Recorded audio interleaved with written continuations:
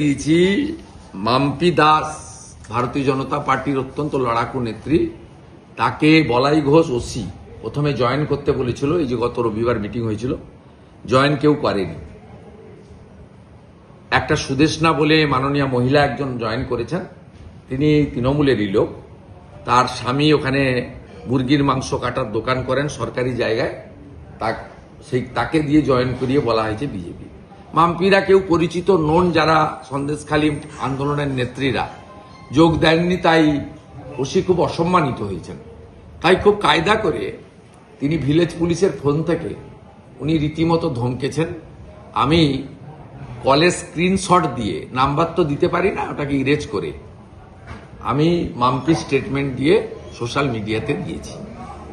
এবং মাম্পিকে আমি পরামর্শ করেছি যে জাতীয় মহিলা কমিশনের কাছে এবং ডিজিপি রাজীব কুমারের কাছে এই বলাই ঘোষের বিরুদ্ধে অভিযোগ করার জন্য।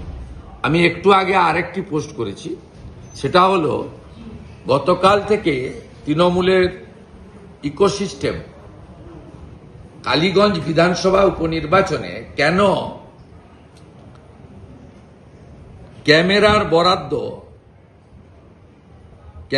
বরাদ্দ কেন পাবে গুজরাটি সংস্থা, এটা নিয়ে খুব চিৎকার চেঁচামেচি সব করছেন।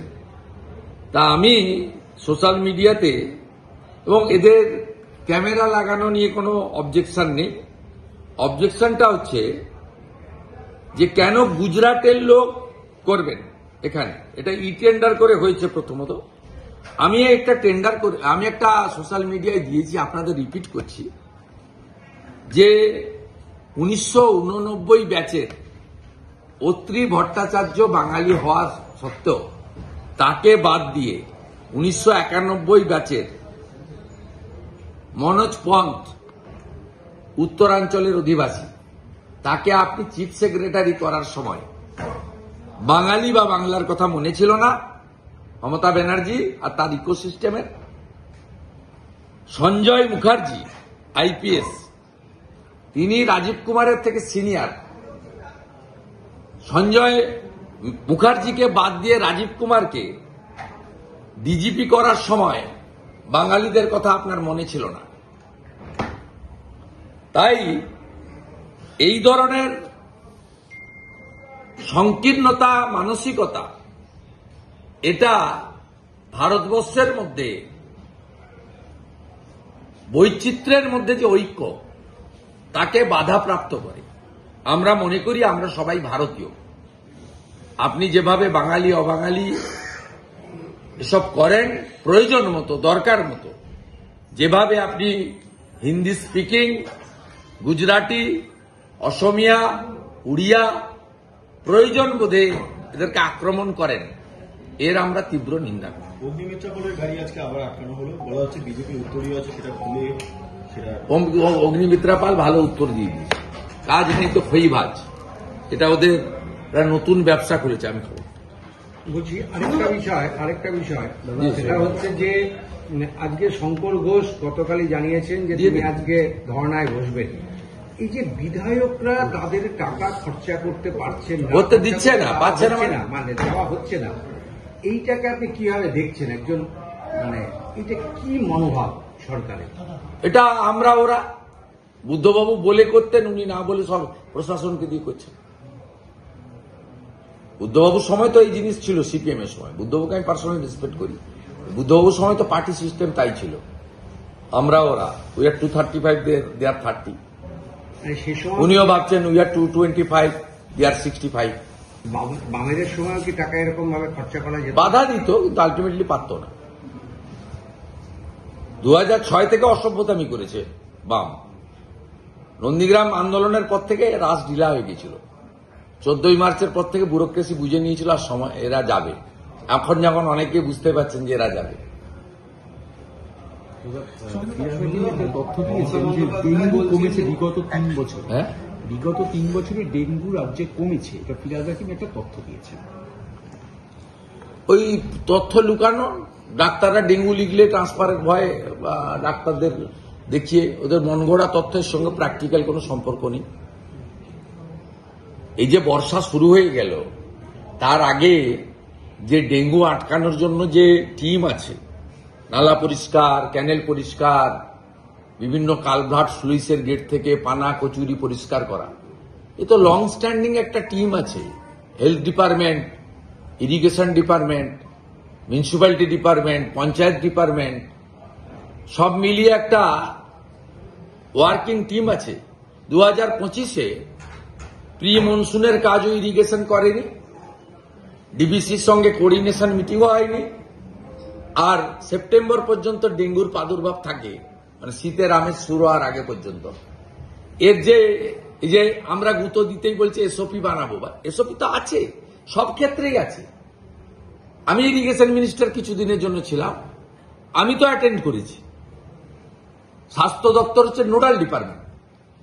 স্বাস্থ্য দপ্তর, পঞ্চায়েত ও গ্রামোন্নয়ন দপ্তর, পৌর নগরোন্নয়ন দপ্তর, ইরিগেশন অ্যান্ড ওয়াটারওয়েজ দপ্তর, এই কোঅর্ডিনেশন টিম সমস্ত নাসিখাল, ক্যানেল, স্লুইস, কালভার্ট, অবৈধ জোলা, ধরুন কোথাও এনএইচ এর কাজ হচ্ছে, কোথাও রাজ্য সরকারের কাজ হচ্ছে, কোথাও পোর্ট, কোথাও মেট্রো রেলের কাজ হচ্ছে, এই যে পুরো ক্লিনিং এপ্রিল, মে, জুন ধরে হয়, ডেঙ্গুর যে আপনার এপি সেন্টারগুলোকে নষ্ট করার জন্য বড় ড্রেনগুলোতে গাপ্পি মাছ পর্যন্ত ছাড়া হয়।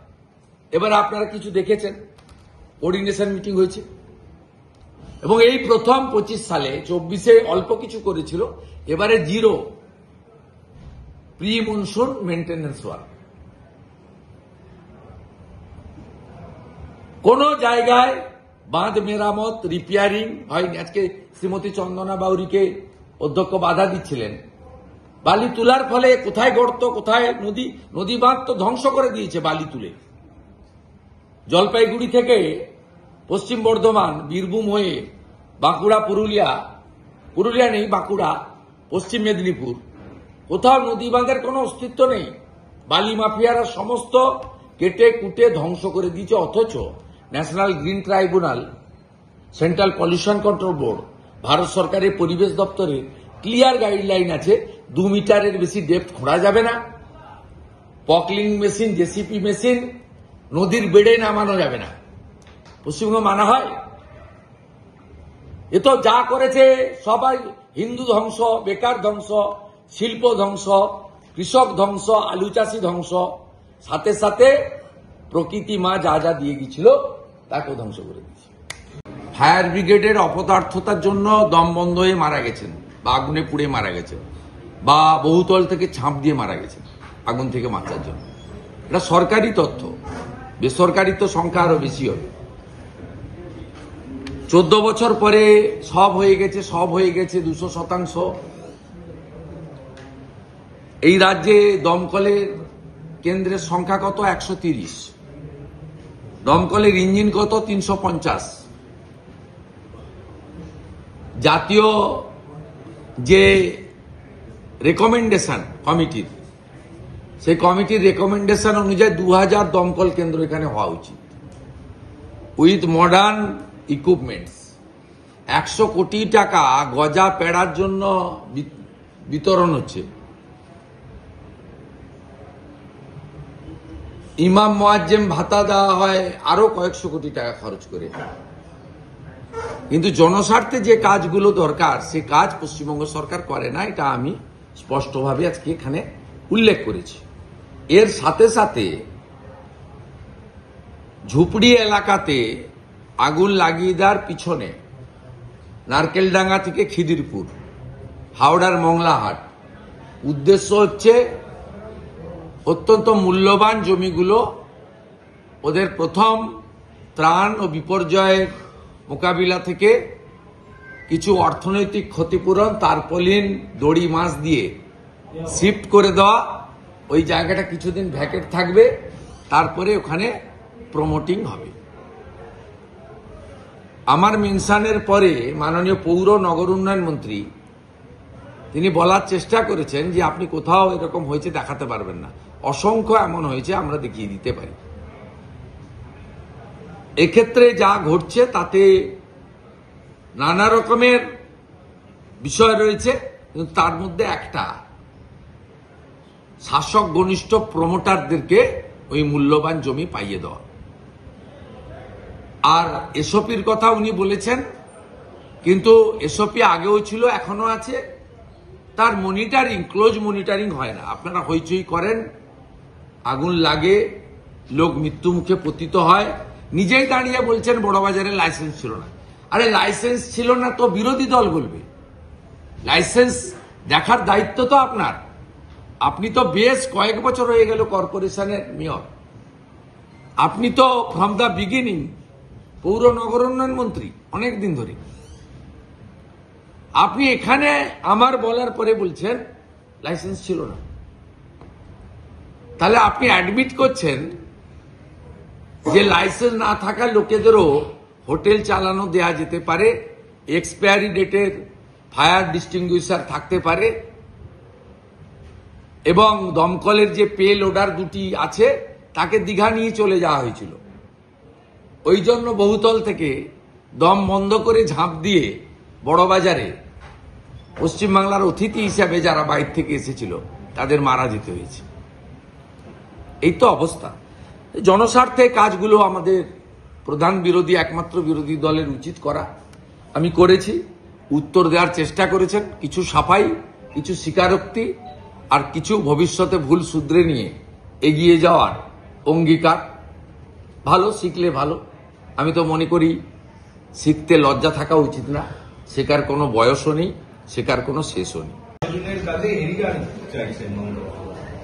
কোর্ট তো কালকে একটা কথা বলেছে, কোর্টের অর্ডার আপলোড হতে দেন। আমরা স্কিমের পক্ষে, চুরি আটকানোর পক্ষে। চোর ধরো জেল ভরো, স্কিম চলবে, চুরি করতে দেওয়া হবে না। কোর্টের অর্ডারে তো পরিষ্কার সেন্ট্রাল গভর্নমেন্টের হাতে পুরো ক্ষমতা দিয়ে দিয়েছে। ফেক এবং জেনুইনকে আলাদা করতে বলেছে, জেনুইনদেরকে কাজ দেওয়ার কথা বলেছে। আমরা তো জেনুইনদের পক্ষে, এবং বলেছে ডাইরেক্ট তুমি জব কার্ড হোল্ডারের কাছে টাকা পাঠাও, without any concurrence from state government, তুমি ডাইরেক্ট ইন্সপেকশন করো। আমরা তো স্কিমের পক্ষে, চুরির বিরুদ্ধে। আর হাইকোর্টের অর্ডারও তো হয়েছে চুরি আটকাও, টাকা নাও, কাজ করো। তো কোটি কোটি টাকা খরচা করা, 100 কোটি, 100 কোটি টাকা দিয়েছে প্রসাদ বানাতে।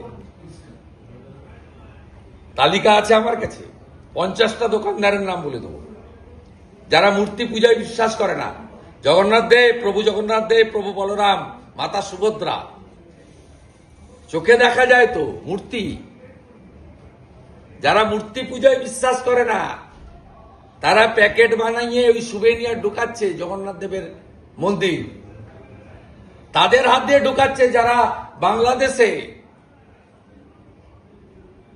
বলছে ভেঙে দাও, গুড়িয়ে দাও, হিন্দুদের আস্তানা, তাদের হাত দিয়ে জগন্নাথ দেবের সুভেনিয়ার ঢুকছে। আমি হিন্দুদের বলবো মমতা বন্দ্যোপাধ্যায়ের এই চক্করে পা দেবেন না, আর খুব সাবধানে খাবেন, সাবধানে বাচ্চাদের খাওয়াবেন। এত ফুড ইন্সপেক্টর নেই টেস্ট করার, খুব সাবধান থাকবেন। পেট খারাপ হলে দায়িত্ব মমতা ব্যানার্জি নেবেন। সরকারি প্রশাসনকে ব্যবহার করা যায় কোন একটা ট্রাস্ট বা যাই হোক না কেন, সরকারি প্রশাসন যেভাবে, সরকার আছে নাকি এখানে? সরকার আছে নাকি? সরকার এখানে নেই। আপনার চ্যানেল অনুব্রতর কুকথা দেখালে সন্ধ্যে 6টায় নোটিশ আসে, 7টায় হাজির হতে হবে বলে। আপনি যে চ্যানেলকে প্রতিনিধিত্ব করেন, সরকার আছে নাকি? অনুব্রত মণ্ডল বোলপুরের আইসির মাকে, স্ত্রীকে রেপ করবে বলে 5 বার, আর আপনি দেখালে আপনাকে নোটিশ দেওয়া হয়। তবু তো আপনি বিপ বিপ বিপ বিপ করে দেখানো। আমরাও বলতে পারি না, যে ভাষা বলেছে মুখে বলা দেয়, কানে শোনা দেয়। উনি তো ডেয়ারিংলি এখানে বলেন humping. What is the actual meaning of humping? The Chief Minister of West Bengal uttered this type of filthy bad slang language on the floor of the August Assembly, targeting the leader of opposition? সরকার আছে? দাদা, পশ্চিমবঙ্গ দিবস পালন কিভাবে হবে? কারণ গতকাল মুখ্যমন্ত্রী বলেছেন পশ্চিমবঙ্গ দিবস উনি কে? উনি তো 46% ভোট পেয়েছেন ছাপ্পা মেরে মুসলমানের ভোট নিয়ে। 54% উনার বিরুদ্ধে ভোট দিয়েছে 24 সালে। উনি 2,75,00,000 ভোটারের মালিক, আমরাও 2,33,27,000 সেবক। উনি মানে কি বাঙালি নাকি? বাঙালি হিন্দুরা ওনাকে অল্প ভোট দিয়েছে, আমরা মেজর ভোট পেয়েছি। উনি মুসলমানদের ভোটে মুখ্যমন্ত্রী।